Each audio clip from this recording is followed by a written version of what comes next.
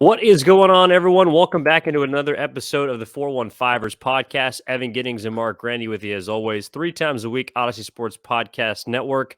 What is going on, Marc? How are you doing, despite maybe not having to lock in on the 49ers on Sunday for once in a while?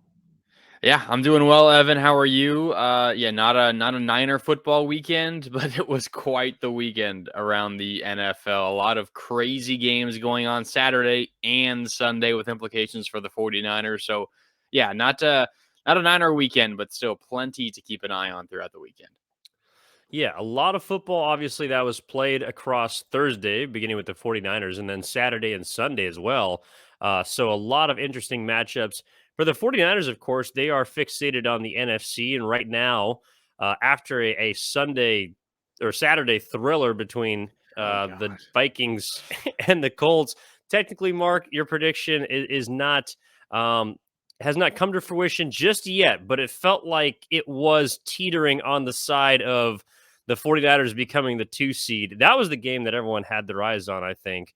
And it just so happened to be maybe the second most exciting finish of the weekend. I mean, I think the biggest winner from Sunday was Matt Ryan and Jeff Saturday and the Colts because suddenly everyone forgot about their 33 nothing blow up. They were up 33 nothing at halftime against the Vikings and they managed to lose that game 39-36, but because of the way a couple other games ended, specifically a game in Las Vegas, I think everyone's quickly forgetting about that Colts catastrophe, despite the fact that it was incredible. And yeah, I mean, I've said multiple times, I think the Vikings aren't nearly as good as their record. I think the Niners will pass them before the season is over. They would have done that right now if the Vikings weren't able to come back from 33 points down. The Niners would be the 2 seed in the NFC as it stands right now, but that'll have to wait at least another week. I'm still pretty confident it's going to happen. Niners will have the tiebreaker over the Vikings. So if the Vikings just lose one more game than the Niners the rest of the way, the Niners are your 2 seed in the NFC. So they don't have it under their own power. They need just a little bit of help, but it's still right there for them. Well, and I want to dig into that a little bit deeper because I have a question for the people that I think is pretty interesting. We're, of course, going to dig into maybe some of what the Niners do and don't need to prove the rest of the way. Maybe what you saw first look on Sunday night against the 49ers' next opponent in Washington. But taking the NFC picture right now, Eagles won yesterday, so they're 13-3, still in the 1 seed, 13 and 1. 25-20 over the Bears. 13-1, pardon me. Sorry. And of course, the Bills, as we talked about, or talked about coming back on the Colts. And then right now, the Niners are the 3 seed with Dallas losing kind of in miraculous fashion to the Jacksonville Jaguars. But Marc, my question, and we can get into all these games if you want, but my question specifically about the Vikings, and this is not necessarily aimed at you, it's more for people that are understandably doubters of this team and its playoff potential.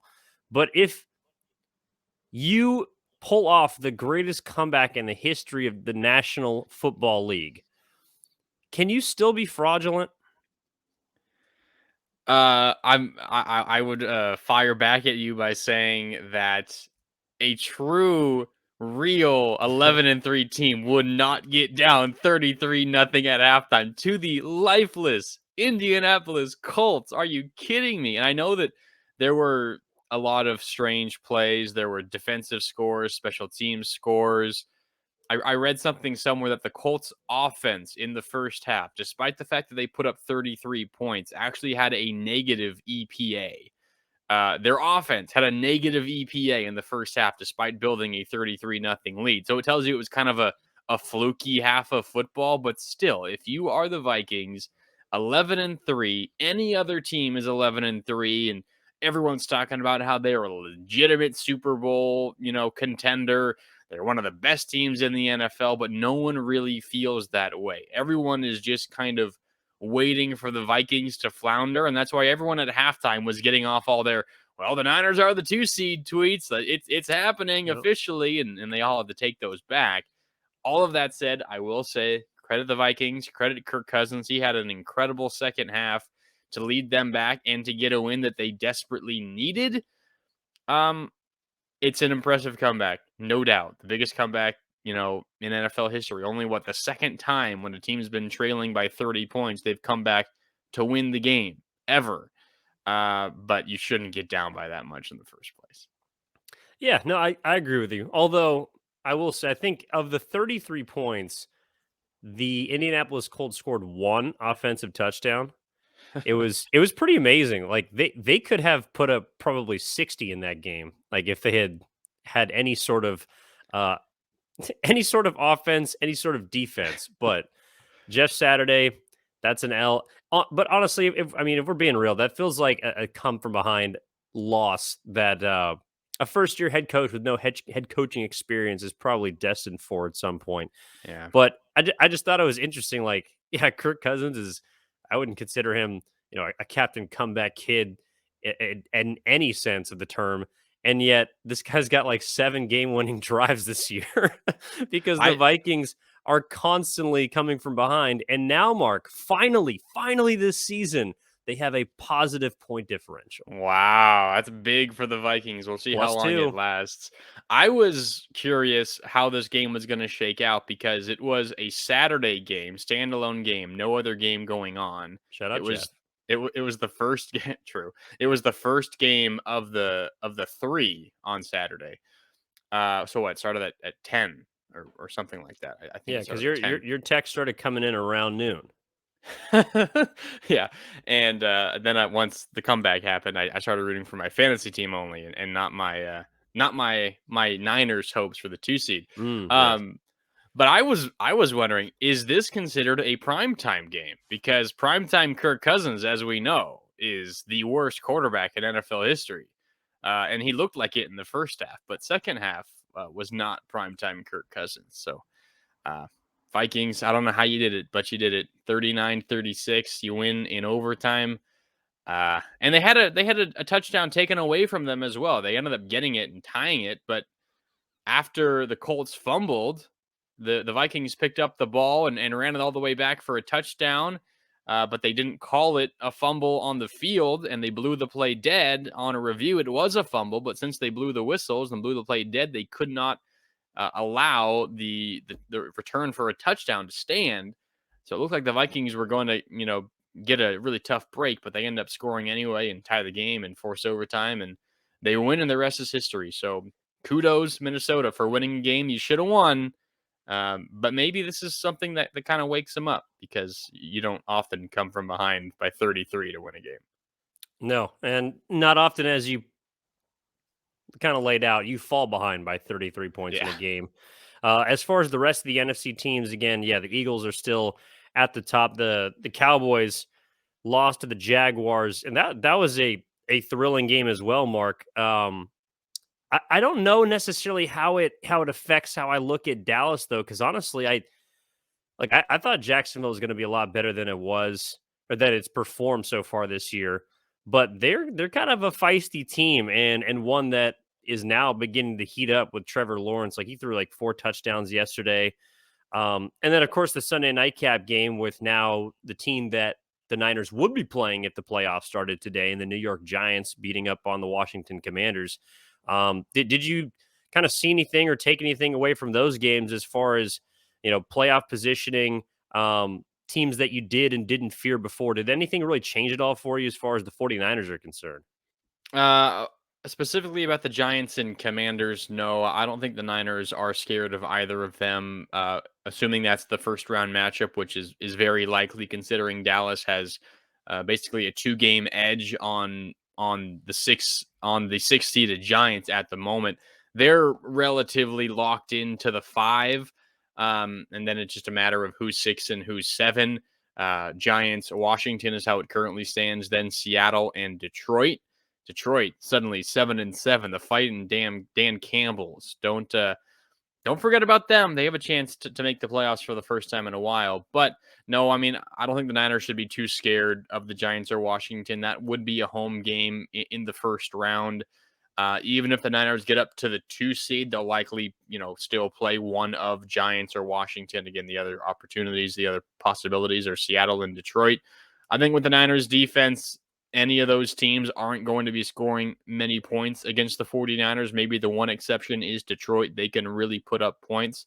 Um, and they are quality defenses, but the Niners get to be at home, and they're going to be, prepping for a game like that for a while, knowing who's their potential opponent. So I didn't really see anything that scares me all too much. The Giants front yesterday really beat up Washington's offensive line.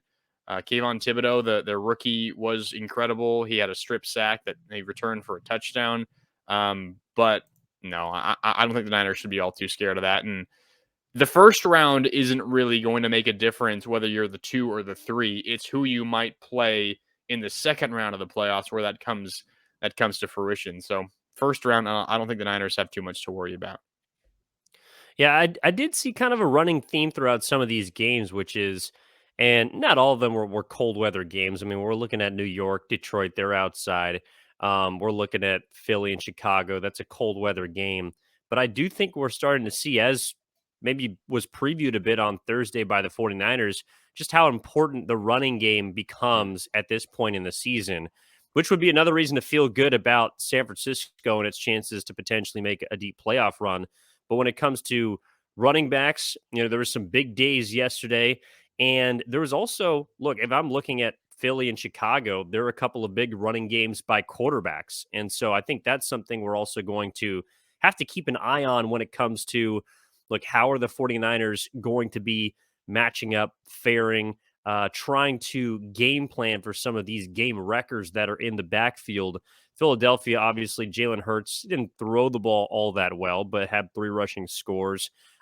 Looking around the league, I mean, Detroit and New York, that was a bit more of a slugfest, and I think a lot of people who do or don't watch the Lions were kind of accustomed to. The Cowboys do love to run the football to try and take the ball, I think, late, especially out of the hands of Dak Prescott, who was a bit up and down. And that defense, of course, gave up 40 points to a Jacksonville team that I think is pretty good. It's finding its stride, but might be a year away, just depending on how they started.